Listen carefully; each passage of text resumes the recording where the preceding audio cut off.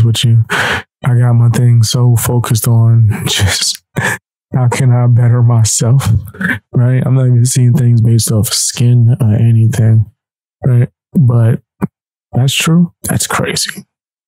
That's wild as hell. Likely to get credit cards as just one example. And yet, despite all of that, it was okay to say Asian lives matter. We put on a t-shirt to actually do something that was inclusive, to say, actually, white Americans, you are allowed to be a part of this too, because literally all lives matter. And in fact, no lives have been mattering. Black Americans are suffering as a result because of Black Lives Matter. We know that their neighborhoods have been rioted in inner city communities and the businesses are moving out of there. The result of Black Lives Matter has been white supremacy, assuming that Black Americans were stupid and emotional and would loot and riot their own communities to fulfill a false narrative about policing. And so...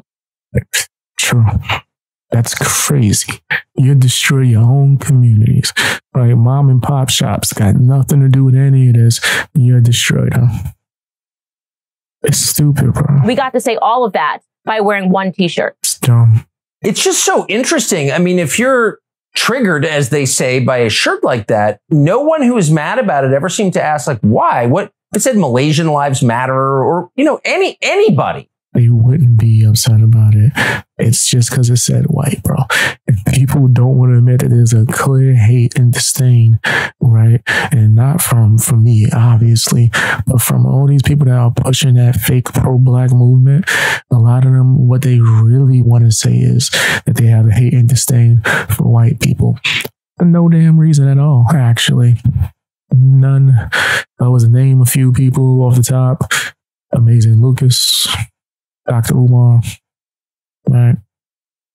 It's just, it goes on, bro. It goes on. I don't want to make this a video about them in particularly, but yeah. You would, a normal person would say, well, of course, all lives matter, but like, why does this make them so mad? It's weird and dark. It makes them so mad because there is actually in this country a hatred toward white people. It is undeniable. The worst thing that you can be. We eye to eye with it. I hope y'all guys can hear me too, because my voice is really low. We eye to eye with it. We eye to eye with it, bro. Yeah, 100%. That's what I personally believe. In this country, far from what they're telling you, I would say two things. First and foremost, a Black child in the womb of its mother. That is the most unsafe place for a Black child to be. The second thing is a white straight male, right? Because they perceive that as being too normal, right? It's too normal for you to be a white straight male. You need to make yourself somehow problematized by saying that you're trans, that you're suffering, that you're gay, that you're Hispanic, that you have a biracial mother, something. I have no hate or disdain for any community whatsoever. I don't care what you are.